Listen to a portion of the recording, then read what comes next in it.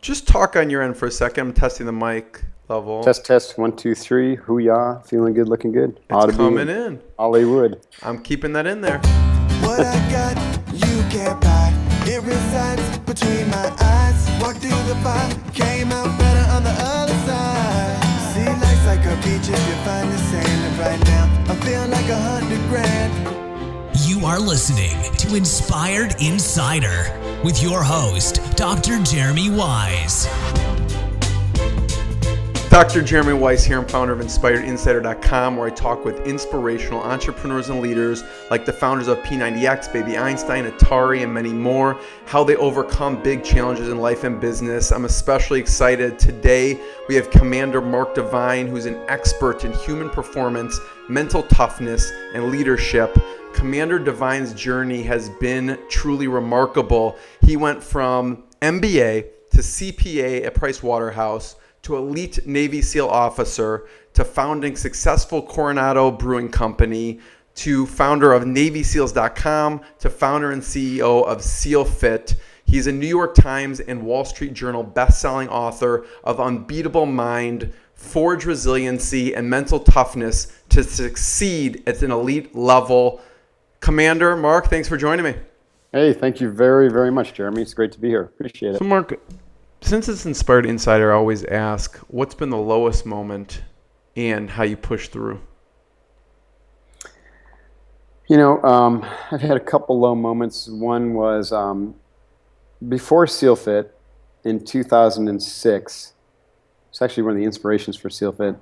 I had a business that was doing government contracting, right?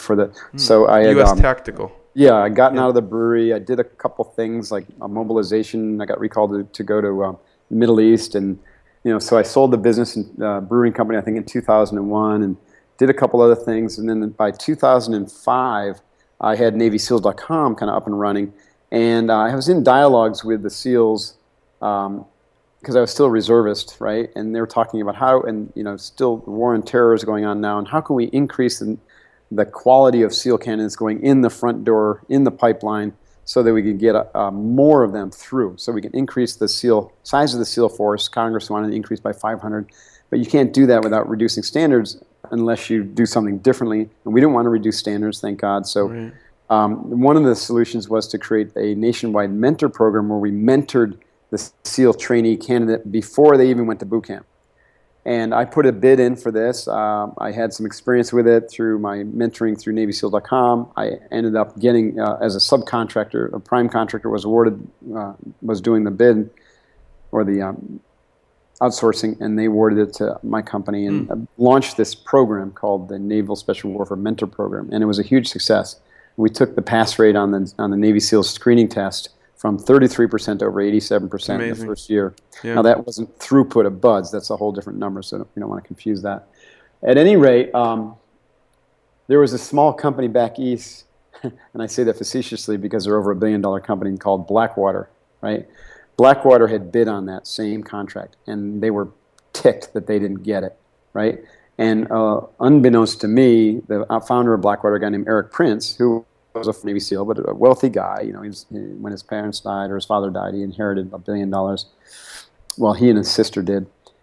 And anyways, I got rumors that he was like prowling the halls of the Pentagon, talking to people, saying that he wanted, that contract belonged to him. He was the right company to do it, and blah blah blah.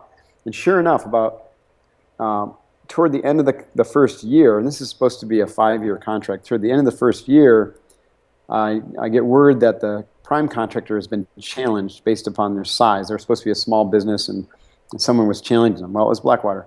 And then sure enough, they found some glitch, and the entire contract got thrown out. Wow.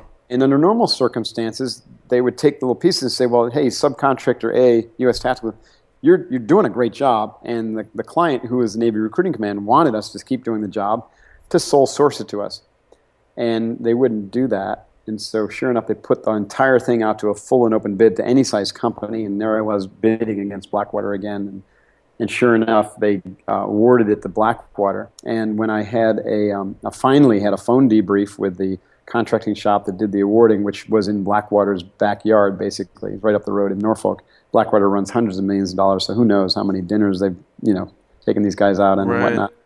I finally got a phone call with them and said, hey, can you tell me, we're doing the work, we invested a lot of money in this, we are hugely successful, the client loves us. And they said, well, Blackwater's staffing plan was superior to yours, and we awarded to them based on that. And the next day, Blackwater hired every one of our guys for that contract. It was a total bait and switch, and it's basically fraudulent.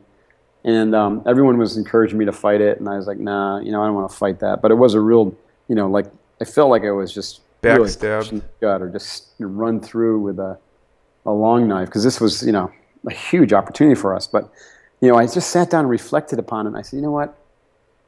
First of all, I don't have the energy to fight it. I don't want to fight a billion-dollar company that's not going to go well for me. I learned a lot, but I didn't like government contracting. It wasn't really that satisfying for me, and I wanted to do something, back to like, what's my purpose, what's my passion? I went back and started to ask those questions again, and it wasn't to be a government contractor. It was to train people, and I really wanted to train these candidates. So, the idea is like, well, why don't I do this on my own? You know what I mean? Why don't I create a business where the athletes can contract with me instead of get it for free from the government? And those who are really serious about becoming SEALs and Green Berets and Army Rangers, they will come. I trusted it, and so that was the initiation or the inspiration for SealFIt. Yeah, making lemonade out of the lemons. Yeah, Mark, thanks for sharing that. That is a tough story. And last question, Mark, what's been the proudest moment for you looking back?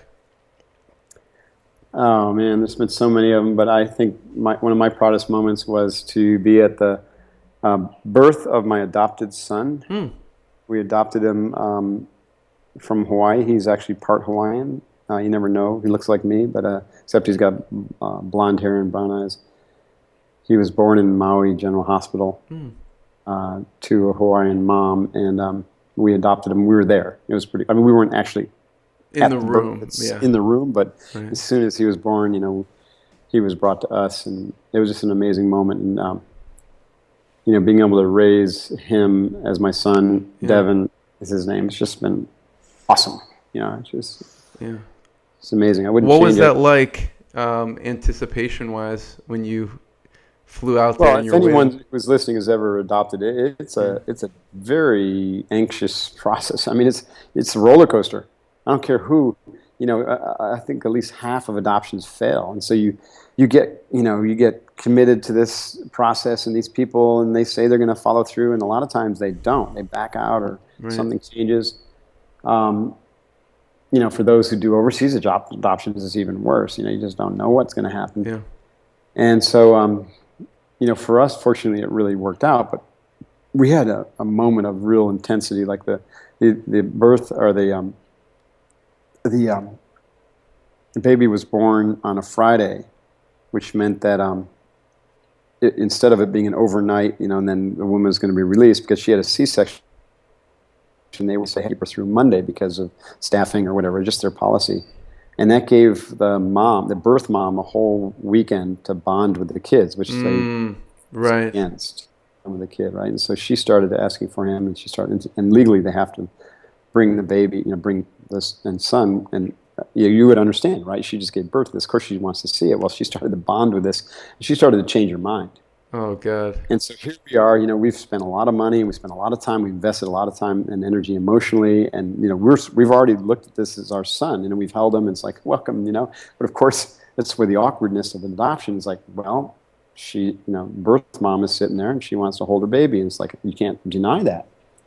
And so she started to change her mind, and we had this, like, heart-to-heart discussion with her, and we couldn't budge her, and then we had a heart-to-heart discussion with the father, and he was adamant that this was happening, and so he went and talked to the mom, and she she finally acknowledged that it was the right thing to do for them at the time, and let him go. Wow! But it was an intense moment. So how old is your son now? He just turned 16. Oh wow! Okay. 16. Yeah. Very this cool. Was a while ago. It's burned in my mind because it's such a cool thing. Just got his driver's permit. That's scary. I know. Tell me about it. Mark, I just want to be the first one to thank you so much. I mean, I could spend hours on each of these topics, so I appreciate the time. And where should we point people towards? Where should they check out online? Well, SealFIt.com is a wickedly cool website. I write a weekly blog. We have tons and tons of videos. SealFIt, SealFIT.com, all one word. That's a cool place to go. And our YouTube channel is a lot of fun to check out. We got tons of videos of Kokoro Camp and the other training we do. If you're interested in my mental training program, that's called Unbeatable Mind. So there's information on unbeatablemindcom. And my books are available at Amazon and places that you buy books. And Audible. Yeah. Right. Yeah. Check out SealFIt, NavySeals.com even, and Audible, Unbeatable Mind. Mark, thank you so much, Commander. I really appreciate it. Thanks, Jeremy. It's a pleasure, and I appreciate it too. And next time I'm there, we'll do it in an ice water bath. That sounds fun. I'll hold you to that. That's fine. I'll have to train for it. What I got, you can't buy. It resides between my eyes. Walked through the fire, came out better on the other side. See, life's like a beach if you find the sand. And right now, I feel like $100 grand.